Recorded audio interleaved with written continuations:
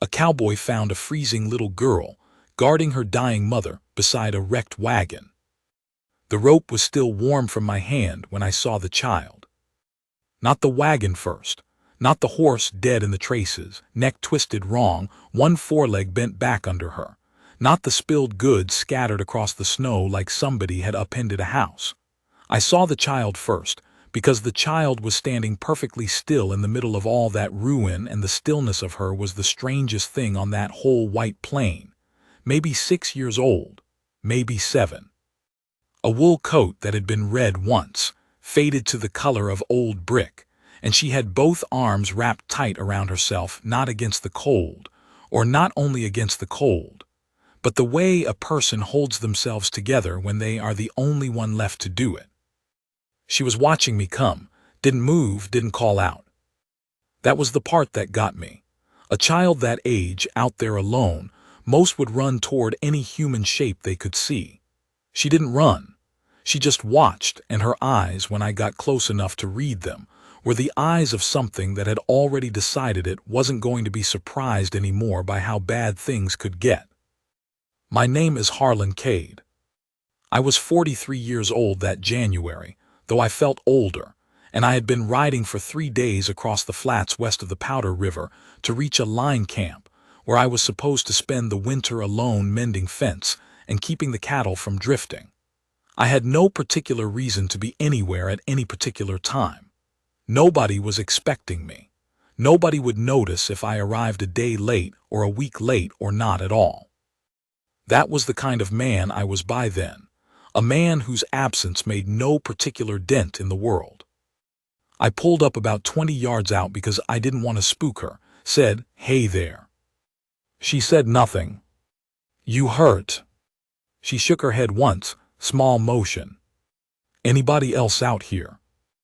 And she turned then, just her head, and looked back at the wagon which was on its side, one wheel still spinning very slowly in the wind off the north, making a small dry sound.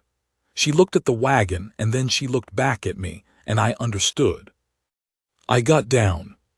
She stepped back 1 step when I walked past her. That was all. 1 step, and she kept watching me, and I went to the wagon. The woman was under the front axle. Not pinned the way you might think. The axle hadn't come down on her. It was more that the wagon had rolled and she'd gone with it and fetched up against a boulder that was half buried in the snow, and something had broken inside her from the impact, because I could hear it in her breathing when I got close.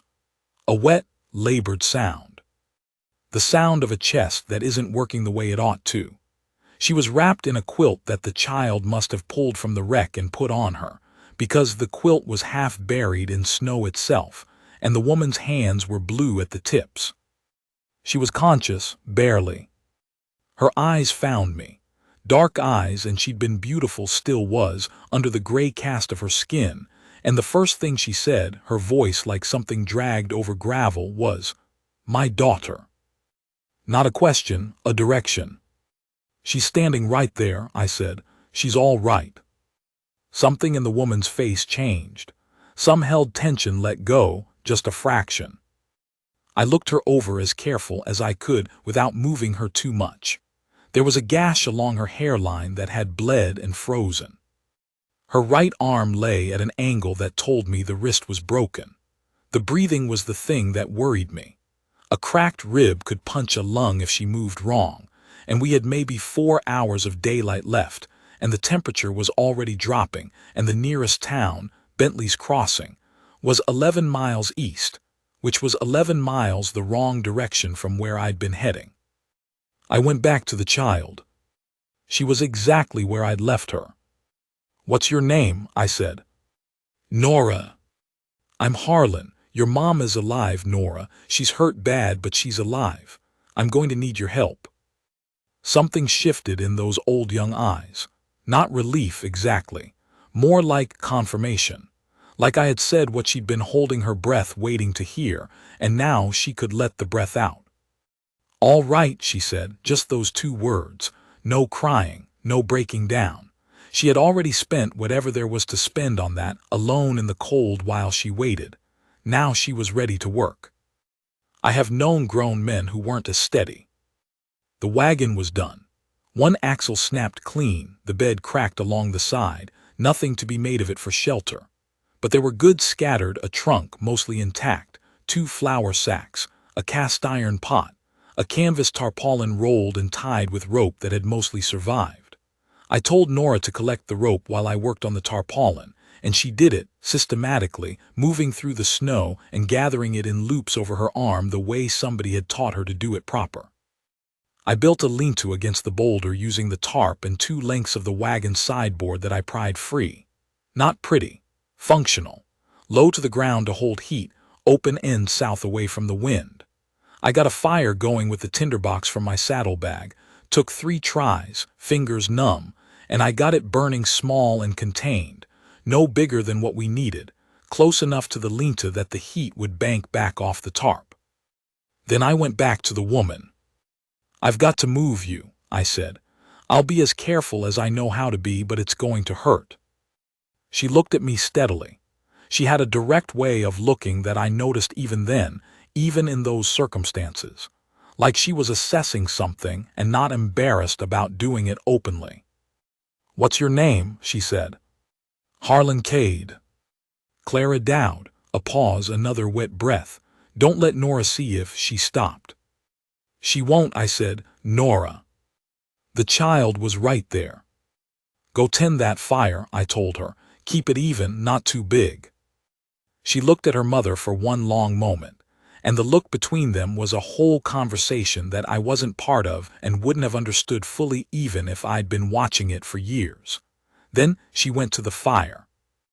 I moved Clara Dowd. She made one sound, just the one. Then she set her jaw and didn't make another, which was either the strongest thing I'd witnessed in recent memory or the most heartbreaking, and I still haven't entirely settled which. I got her into the lean-to, got the quilt around her the best I could, got her head up on the saddle roll I'd pulled from my horse. Her color was bad.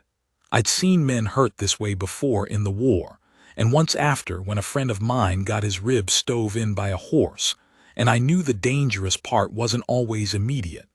Sometimes it was the hours after, when something that had been managing to hold started not to. Nora came and sat beside her mother without being asked. She reached under the quilt and found Clara's unbroken hand and held it, and she didn't say anything, just held it, and Clara's eyes closed. I went and saw to my horse, who'd had a long day and deserved better than standing in the cold while I worked. Brushed him down as best I could, gave him a handful of the grain I carried, tied him on a long line where he could paw for grass under the snow if he had a mind to. When I came back, Nora was still sitting exactly where I'd left her. "She's sleeping," the child said. "Good," I said. "Sleep is good." "Is it?" I sat down across the fire from her. The flames were small and well tended. She'd done exactly what I'd told her. I looked at the fire and then at her. "It is," I said. She accepted that. She had a quality of receiving things, taking them in and turning them over and deciding, and then either keeping them or setting them down. I'd never met a child like her. Most children her age chattered, needed reassurance, asked the same question 5 ways. She asked a thing once, listened to the answer, and moved on. "The horse died," she said after a while. "I know. Mama tried to hold the reins, but the wheel came off and it made the horse." She stopped. "She tried to hold the reins." "I know she did. I didn't know what to do about the horse." "There wasn't anything to do," I said. "That wasn't yours to fix." She looked at me across the fire. Whose was it to fix? And I had no answer for that, and she seemed to accept that too, that some things happened and nobody could have fixed them. She turned her face back to the fire and we sat there, the 2 of us, in the sound of the wind over the plains and the small crackle of the burning wood. I made soup. I know that sounds like a small thing against everything else, but it was what I could do. I had dried beef and a half onion in my pack. I always carried more than I needed, a habit from lean years, and I had that cast iron pot from the wagon scatter and snow to melt for water. I set it over the fire and Nora watched me work with that evaluating look of hers, and after a while she said, "Mama makes soup different." "How does she make it?" "She puts a bay leaf in." "I don't have a bay leaf." "I know," a pause, "it'll still be good." When it was ready I brought a cup to Clara, who had woken and was more alert than she'd been, which I took as a good sign. She couldn't sit up much, so I held it for her and she drank, and she watched me over the rim of the cup with those direct dark eyes. "You were heading somewhere," she said, not a question. "Line Camp West." "We were heading to Bentley's Crossing," she said.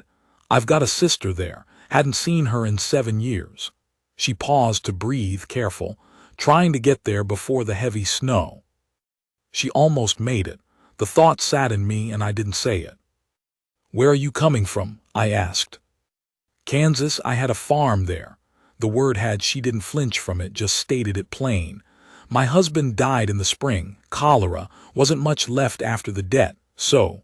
She looked at the dark above the lean-to. "So." A whole life in 4 sentences. I'd heard it before, that compressed way people on the frontier talked about catastrophe. Not because they felt it less, but because they'd learned that spreading it out didn't help it any. "You've been alone since spring," I said. "Nora and me." "And you packed up and drove 1,100 miles. "Something like that." She looked at me again. "What about you? Where were you coming from?" I thought about how to answer. "Nowhere special," I said finally. She held my eyes for a moment.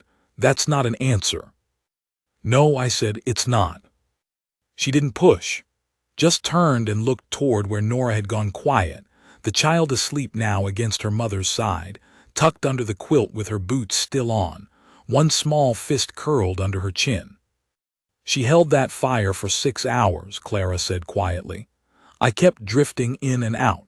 She talked to me the whole time, kept telling me what she could see, the sky, the snow, the direction the wind was coming from, like she was keeping me tethered." I looked at the child sleeping. "How old is she?" 8 in February. I didn't say anything. "She's been doing that her whole life," Clara said, "keeping things tethered." She paused. "It shouldn't be her job."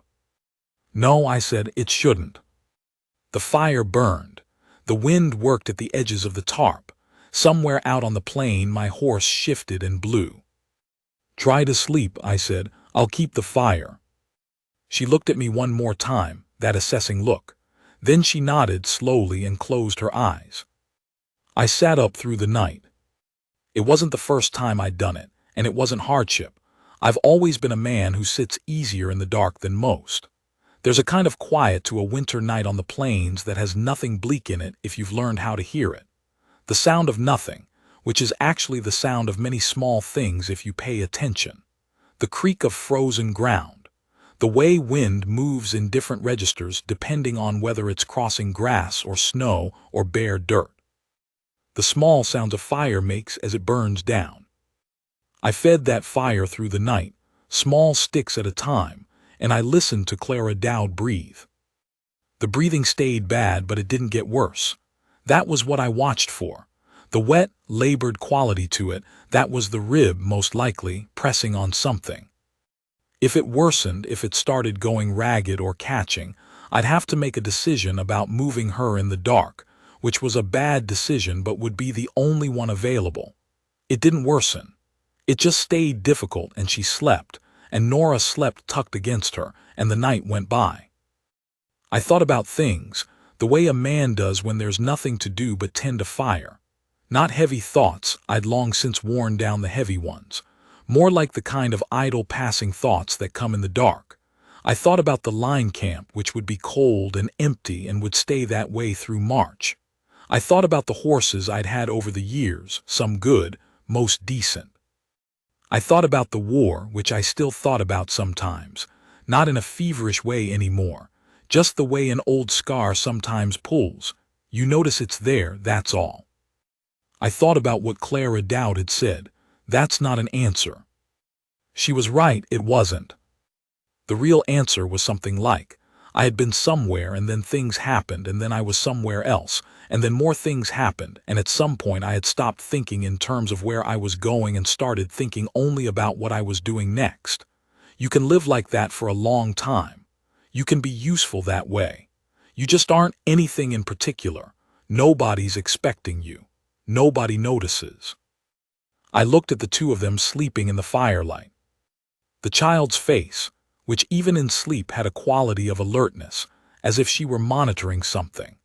The woman's face, which in sleep had let go of the held tension and looked younger, and it was the first time I'd been able to see her without the overlay of injury and pain. And what I saw was someone who had been carrying a great weight for a long time and had not put it down. I fed the fire another stick. Nara woke before dawn. She came out of sleep the same way she did everything, no fuss, no gradual. Just went from asleep to sitting up, watching the fire with those steady eyes. Then she looked at her mother, checked her breathing, looked at me. "You stayed up," she said. "Yes." "All night?" "Yes." She thought about this. "Why?"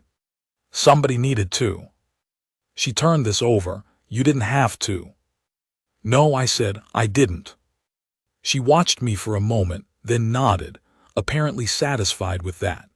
She got up and went a little way off behind a rock to see to herself, came back, and sat down across from me where she'd sat the night before. "Are you going to take us to Bentley's Crossing?" she asked. "That's the plan," I said. "Your horse can't carry all three of us." "No, but there's a ranch, the Whitfield place, about 4 miles east. I can get there, get help, come back." "And leave us here?" "For a few hours, yes." She was quiet, then, "Mama can't be left alone." "You'd be here." "I know," she said it matter of fact. No self-pity, no complaint, just, "I know and I will do what is required." "I'm asking if she'll be all right while you're gone." Her breathing is holding steady. If it starts to change, gets worse, gets faster, she starts coughing blood, you build the fire up big, as big as you can make it so I'll see the smoke. She looked at me. "You'd see it from 4 miles. On a clear day like this, yes." "All right," she said. We ate hardtack and the rest of the soup, which I reheated. Clara woke while we ate and I brought her a cup. She was weaker than the night before, which was to be expected, the cold and the injury taking their tax, but her eyes were clear and her mind was clear. And she drank the soup and watched me and Nora move around the small camp with an expression I couldn't entirely read. "You should go," she said to me. "The sooner the better." "I know. We'll be all right." "I know that too." She looked at me. "You're very sure of things." "I'm sure of the things I can see." "And what can you see?" I looked at Nora, who was banking the fire the way I'd shown her. "A child who won't let anything happen to her mother," I said, "and a woman who raised her." Something moved across Clara's face. Not quite a smile, she was in too much pain for that, but something in the region of one. She looked down at her cup. "Go," she said, "please." I rode hard. The Whitfield Ranch was 4.5 miles, and I made it in less than an hour. And Bert Whitfield was a man I'd worked with 3 years prior on a cattle drive and still counted, in the limited way I counted anyone, as a man I trusted. He took one look at my face when I rode into his yard and started hollering for his hands before I'd even finished explaining. We went back with a wagon, Bert and 2 of his men and his wife Elsa, who was a practical woman of the kind the frontier produces in quantity. The kind who asks no unnecessary questions, and has a medicine bag always ready and knows things about broken ribs that she learned the hard way. Nora had kept the fire. I saw it from a 1/4 mile out, the small steady smoke, exactly as it should be, and it was one of the better sights I'd seen in some time. The child was standing when we came in, same as she'd been standing when I first saw her. Same stillness. She looked at the wagon and at Bert and his men and at Elsa, and then she looked at me, and the look she gave me was, I still don't know the word for it exactly. It was trust, but trust that had been tested, trust that a person had earned by going and coming back. A look that said, "You said you would come back and you did." I've been looked at that way exactly once in my life. I got down and she walked to me and stood next to me while Elsa went to Clara, not touching me, just nearby. And I put my hand on top of her head briefly, and she let me, and we stood there while the Whitfield men started moving. We got Clara into the wagon. Elsa had seen broken ribs before, and she did what needed doing, wrapped the chest tight, got Clara's wrist splinted, cleaned the gash on her head which had started bleeding again from the cold.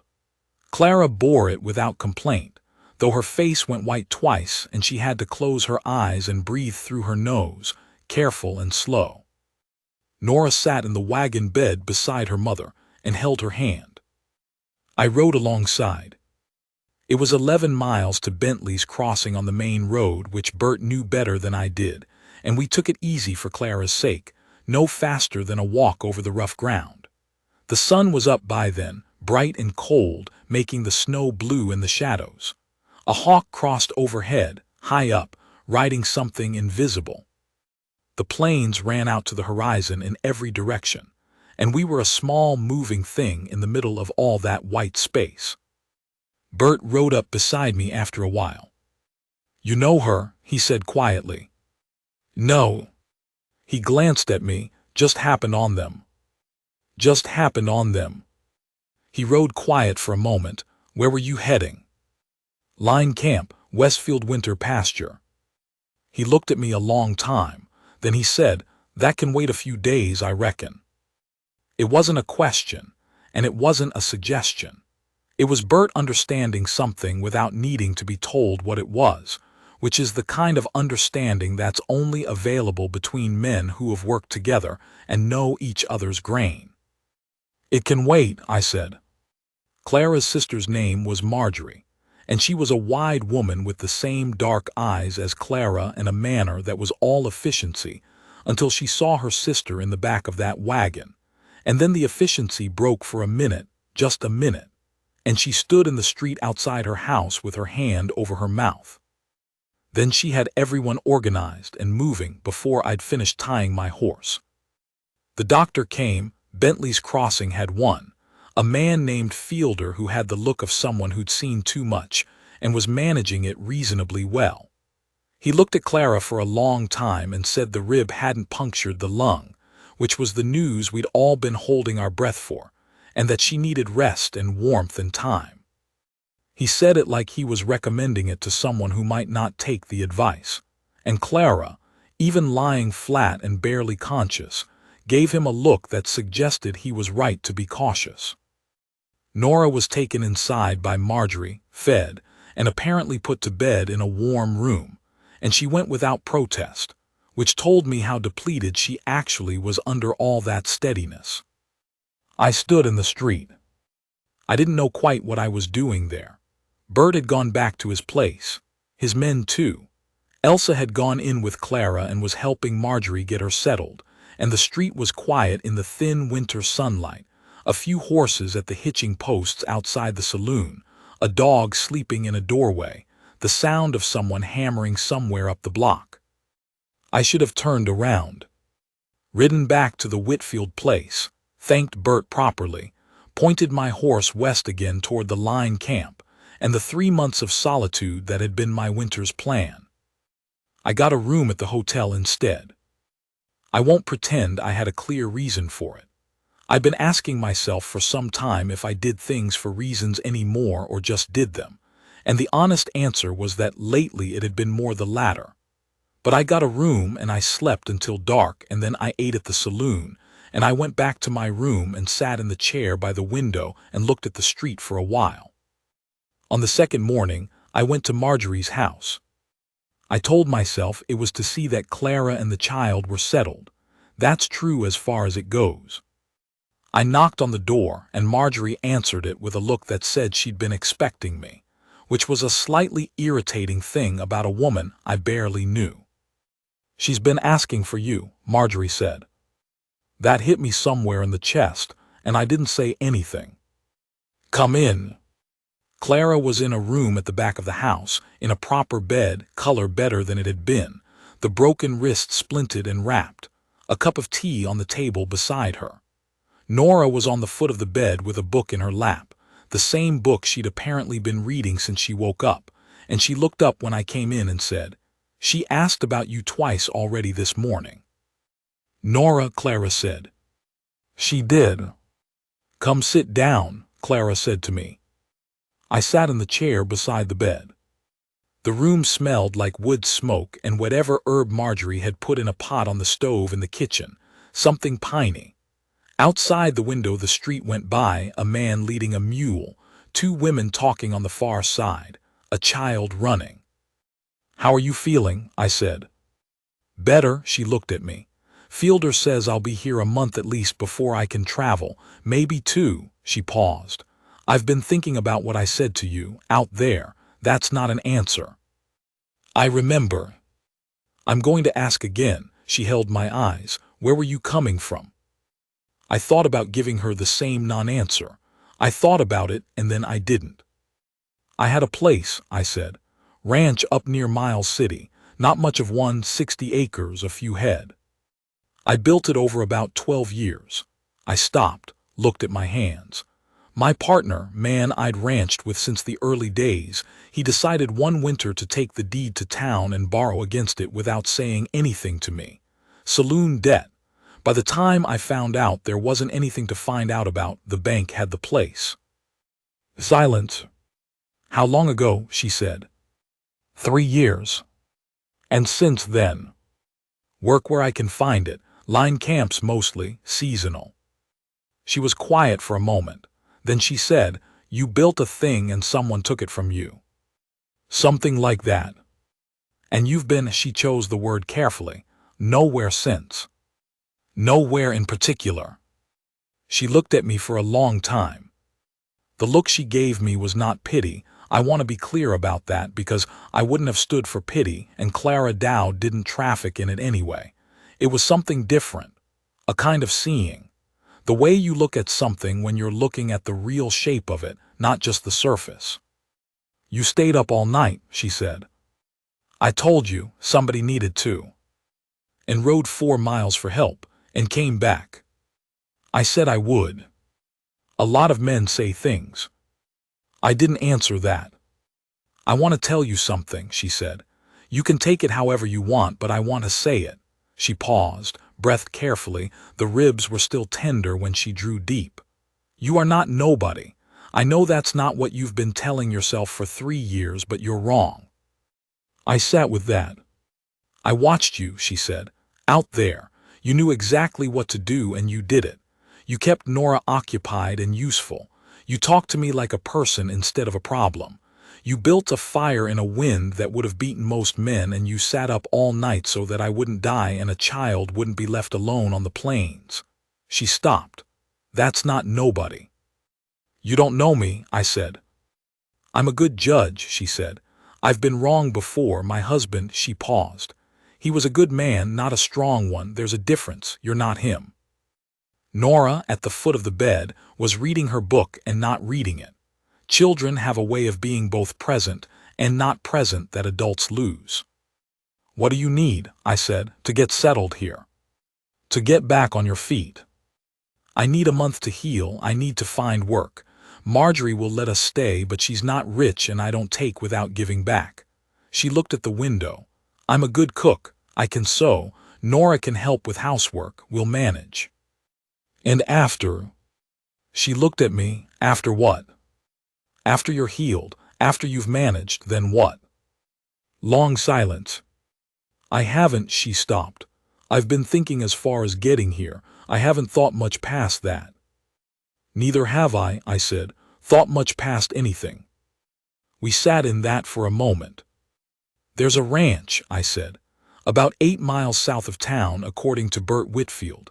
80 acres, house, outbuildings, running water from a good creek. The man who owned it died last fall. His widow wants to sell and move back east. Bert told me about it last night." She looked at me carefully. 80 acres is workable," I said. "With the right backing. I've got money saved, not enough by itself, but there's a bank here, and Bert Whitfield would vouch for me, I think, if I asked him." Silence. "Harlan," she said, "we met 2 days ago." "I know that." "You don't know me either." "No," I said, "that's true." She was very still. Then, "Are you asking me something?" "I'm saying there's a ranch," I said, "and I know how to run one. I know how to work, and I don't quit, and I don't lie about money or anything else. I know those things because I'm the ones I know about myself." I looked at my hands again. "I'm not asking you anything. I'm just saying there's a ranch." Another long silence. Outside, someone was whistling a fragment of some tune, faint through the glass. "Give me the month," she said finally. "Give me the time to get on my feet and think clearly. Then we'll talk about what there is to talk about." "All right," I said. "And in the meantime," she paused, "come back, if you want to. Come by here and have supper with Marjorie and talk to Nora. She likes you." "She barely knows me either." "She knew you about 20 minutes in," Clara said. "I watched her. She decides fast and she doesn't change her mind." I looked at the foot of the bed, where Nora had apparently been reading the same page for some time. "The ranch," the child said without looking up from her book, "would need horses." "It would," I said. "Good ones. The best I could find." She turned a page. "All right." That was how it started. I won't make it sound neater than it was because it wasn't neat. I went to see the ranch, rode out with Bert on a clear, cold afternoon, and we walked the fences and checked the outbuildings, and I stood in the empty house with the smell of old wood smoke and thought about everything and nothing for a long time. The land was good. The creek was solid. The south-facing slope behind the house would hold heat from March onward. There was a root cellar that hadn't been fully emptied, which told me the widow had left in some haste. I talked to the bank. Man named Abernethy, who had the look of someone who'd been told hard luck stories a great many times and had gotten careful about it. I told him what I had, what Bert would vouch for, what the land was worth against what she was asking. He thought about it for 3 days, which were 3 uncomfortable days for me, and then he said yes. In those weeks I came for supper at Marjorie's house most evenings. Marjorie fed me and gave me her opinion on things without being asked, which was her nature, and I didn't mind it. A person who says what they think is a relief after years of men who don't. Nora showed me things she found interesting, which was a varied list. A bird's skull with the beak intact, a mathematical problem from the school she'd enrolled in, a drawing she'd made of the plains from memory. "Is this right?" she asked, showing me the drawing. How it looked. I studied it, the flatness, the horizon, the sky taking up most of the space. "That's right," I said. She seemed satisfied. She put it away carefully. Clara healed. Slowly, the way bodies do, and she was not a patient. She pushed at the edges of what Fielder told her she could do, and he came to look exasperated at her in a way that suggested he'd met her kind before. She was on her feet inside 3 weeks, moving carefully, the ribs still tender. She went to work for a woman in town who did alterations and sewing, because she'd meant what she said about not taking without giving back. I went to meet her at the end of her working day once in the 3rd week, and she came out of the shop with her coat on and saw me standing there and stopped on the step, and the look she gave me, I've thought about that look many times since. It wasn't surprise. She'd known I would come. It was something else. The same assessing look she'd given me from under that wagon in the cold, but different now, warmer, and less about what she was measuring and more about what she'd already found. We walked back to Marjorie's house through the cold. I didn't say much, and neither did she. But it was a comfortable kind of quiet, the kind that happens between people who have already talked about the things that matter and are easy with each other in the spaces. At the door she stopped. "Harlan." "Yeah." She looked at me for a moment in that direct way of hers. Then she reached out and put her good hand on the side of my face, just once, just briefly, her palm against my jaw, her eyes on mine, and she said, Thank you for coming back." And I stood there. She went inside. I walked back to the hotel in the cold, and I sat in the chair by the window for a long time, and I thought that a man could spend years telling himself he didn't amount to much, could ride alone and work alone and expect nothing. And then one moment like that, one woman's hand on his face, 3 words that meant about 10 years worth of things, and the whole story of himself was different. It doesn't require much. That's what I learned that winter. It doesn't require a proclamation or a ceremony. It just requires one person who sees you clearly and chooses anyway. On the first day of March, I got the deed. Abernethy shook my hand, and I rode out to the ranch and stood in the yard and looked at the house and the outbuildings and the creek and the land running south toward the first hint of hills. And the sky was that deep winter blue that only comes in early March when the cold is finally thinking about letting go. There were things to do. There would always be things to do. The south fence needed work, and the barn roof had a soft spot I'd need to address before spring rain, and I'd need to find cattle, which meant another trip to see Bert, and horses, which was a whole separate conversation. I went back to town. Clara was on the mend by then. Fielder had cleared her for more activity, cautiously, with the instructions she would ignore but pretend to follow. She was at Marjorie's when I arrived, sitting at the kitchen table going over something with Marjorie, and Nora was at the table doing schoolwork. "I got the deed today," I said. Marjorie looked at Clara. Clara looked at me. "Come sit down," she said. I sat across from her. Nora put her pencil down and looked at me with those waiting eyes.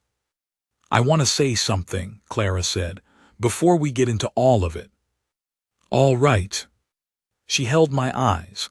"I know what you did for us, out on that plain, and I know what you've been doing since the bank, the work on the property, Bert Whitfield, all of it.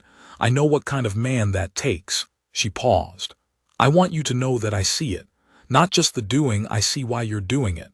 And it is," her voice went a little quiet. "It means something to me. You mean something to me. I want that to be said out loud before anything else gets decided." I sat with that. "The ranch needs 2 people," I said after a moment. "Yes. And Nora needs to be somewhere she can go to school and have a horse." Nora looked at me sharply. "There's a good school district 8 miles south," I said. "I checked." "And the horses," Nora said. "I've got a line on a man near Sheridan selling a good quarter-horse mare and a 3-year-old gelding. The mare's already saddle-trained." Clara watched me. There was something in her face. I'd been learning to read it over the weeks, and what I saw was something that had stopped holding itself at a careful distance. "Harlan," she said. "Yeah. I'm going to say yes." I looked at her. "Not because I have to," she said. "Not because it's practical or because the winter's been hard or because you helped us. Because I want to. Because you are exactly," she paused, something working in her face, "exactly what you look like. And I've been wrong before, but I'm not wrong about this." Nora, at the table, picked up her pencil and went back to her work. "The gelding," she said. "What color?" "Bay," I said, "with a star." She wrote something in her notebook. "Good," she said. "We were married in April, when the mud had dried enough that you could get from town to the ranch without losing a wheel. Marjorie officiated, which was not strictly legal, but the circuit preacher was 4 weeks out and nobody wanted to wait, and Marjorie had a quality of authority about her that made the whole thing feel legitimate regardless. There were about 12 people present, Bert Whitfield and Elsa, some of the town people Clara had come to know in her weeks of work, Fielder the doctor who seemed pleased in a dry professional way. Nora stood beside her mother and held both our hands during the part that required hands, and afterward she went directly to the barn to see the horses, which had arrived 2 days before, and I heard her talking to the mare in a low, steady voice, introducing herself. I was standing in the yard watching the creek run high with snowmelt, talking fast over the rocks when Clara found me. She came and stood beside me, her shoulder against mine, and we looked at the water for a while. "What are you thinking about?" she said. "The south fence," I said. "There's a section down near the creek that's going to give trouble when the water runs this fast." She laughed. First time I'd heard her laugh, a real one, surprised out of her. "I just married you," she said. "I know that. And you're thinking about the fence." "I'm thinking about the fence because it's my fence now," I said, "and my creek and my barn and my horses." A pause. "My wife," I said. She leaned into my side, carefully. The ribs were still careful in cold weather. They would be for a year, and she looked at the creek. "Yes," she said, "your wife." The water ran fast and bright in the April sun, and somewhere in the barn Nora was still talking to the mare, and the land ran out green and brown and waking up in every direction, and I stood there with a woman who had chosen me freely, with clear eyes, knowing exactly what she was choosing, and for the first time in 3 years I felt like a man who was somewhere. Somewhere particular. Somewhere that was his.